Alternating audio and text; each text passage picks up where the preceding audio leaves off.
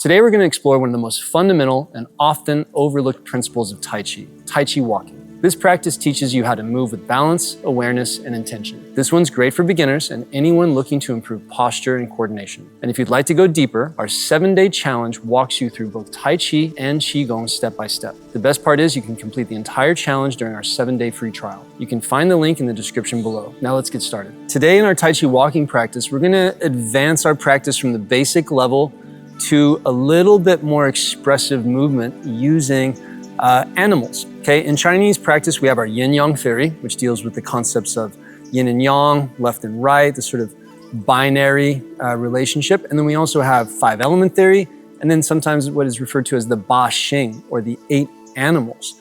Now, there's a lot more animals than 8. That's just to hold in. But today we're going to explore the walking movements using bear, snake, crane, and monkey walking patterns to help us wake up our Tai Chi walking from the ground up. It's a really classical practice for Tai Chi.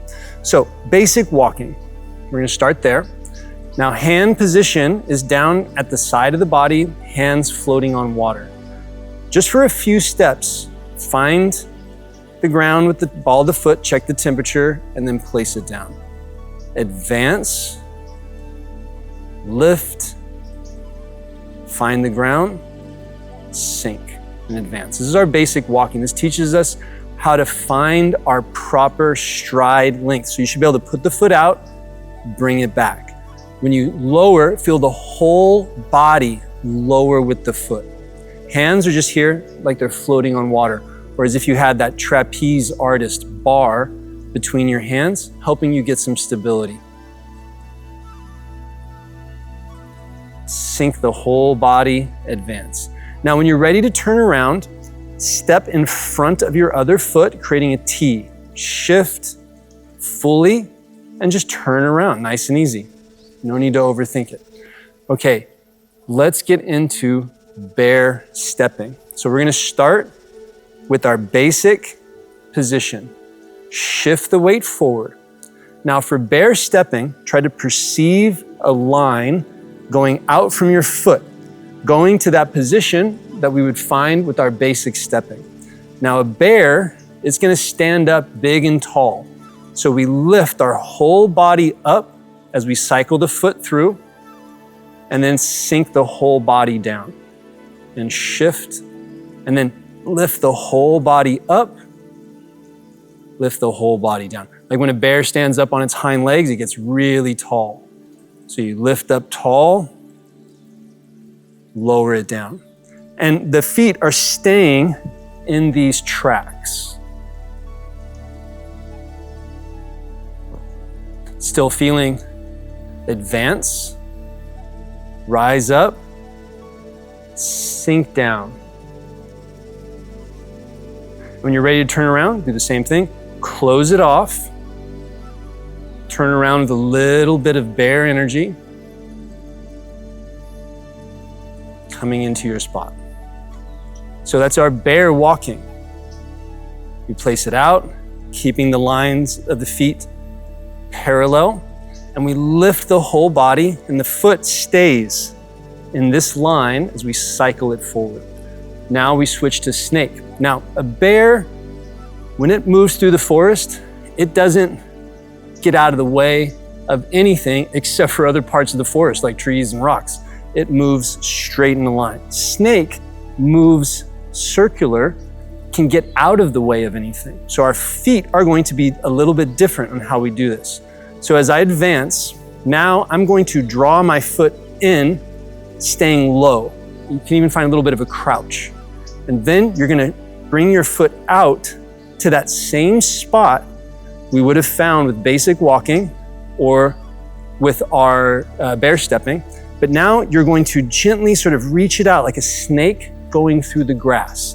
But notice my toes are pointing forward, not over here. It's a really common mistake. So now I advance just like with all of the other stepping patterns. The advancing between the feet stays the same. And I sink down, tuck it in, reach it out, advance. Tuck it in, reach it out. Try to find your pinky toe pointing forward. advance. Pull it in, advance. And when it's time to turn around, same thing. Squeeze, release. Advance, squeeze the legs together, release them out. So don't overstep. Keep a sense of the legs close together, finding that proper position for the foot where you can maintain empty flow. You should always be able to bring it back. So snake, we stay low, we draw the feet together, finding those same positions. Different than bear, right? Let's compare those two really quickly. Bear stays in this line, and the whole body lifts up and sinks down. Snake is not going to stay in that line. It's going to come over here and then find the foot, and you're going to stay down as you do that instead of lifting the body up, staying grounded. So we can do a few where we do bear, snake,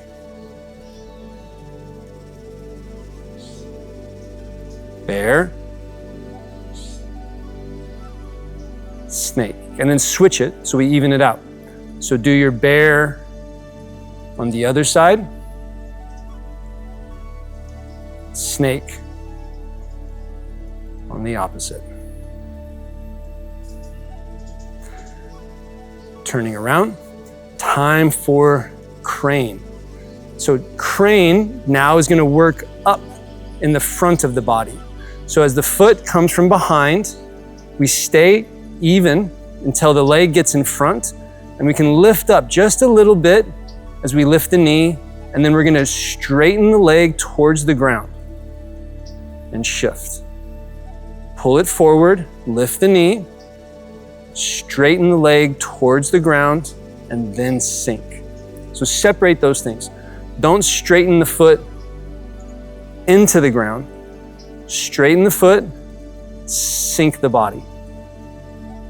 So crane is getting a feeling of this tucking in, feeling a little bit of squeeze compression here at the hip in the front, reaching for the ground.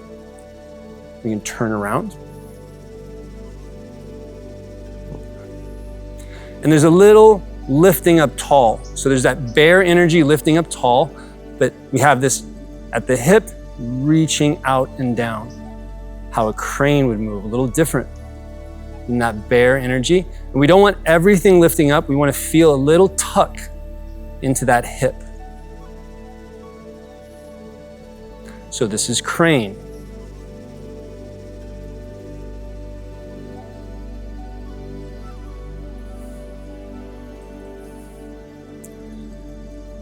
Turning around. And let's find monkey. So monkey, we're going to use crane as a comparison point. So for monkey, we're going to lower down, tuck up under, behind, and put it down. So from here, we're going to lower the knee, lift the heel. It's like we released it. And then feel yourself tuck the foot up, cycle it through. Shift, roll, lift, and down. Shift and out. And here's our monkey again. We shift, drop it, cycle it through. Drop it, cycle it through. And if we compare this to our crane, for crane, we pull it through and lift in the front and tuck it down. So doing monkey on the back here, pull it through. I can do crane on the front. So remember, we're not a monkey, we're not a crane, we're not a bear. We can express all of these things within our art, which is the purpose. So relax a little bit, walk, normal, whatever that might mean, and take this into more natural stepping. This is an important process. We say zi fa, zi ran. Zi fan, or zifa means self-release. Zira means natural. We want natural movement to come back so that we can release our practice naturally into how we move. So as you walk, if we're thinking bear, think stand up tall. Every time you take a step, stand up tall, stand up tall, stand up tall. If we're thinking snake, gather yourself to each foot a little bit more intentionally. Gather to each foot a little more intentionally. If we're thinking crane, pick your feet up in front of you a little bit more. There's your crane energy. And if you're thinking monkey, allow yourself to roll your stance, roll your gait a little bit more, and there's your monkey movement. This is how we can take a concept like the Ba Xing, or this expression of an animal energy, and put this into our practice in a very logical, coherent way. Remember, we're not using these concepts like bear and monkey as a visualization or as something we make up. It's a metaphor, it's an analogy, which is the language of the body, something we can feel as we think about it and allow those principles to be expressed in our movement. I like to say Tai Chi is the individual expression of universal principles. So that's a little bit more about Tai Chi walking. Enjoy it, have fun with it, go for a nice little walk.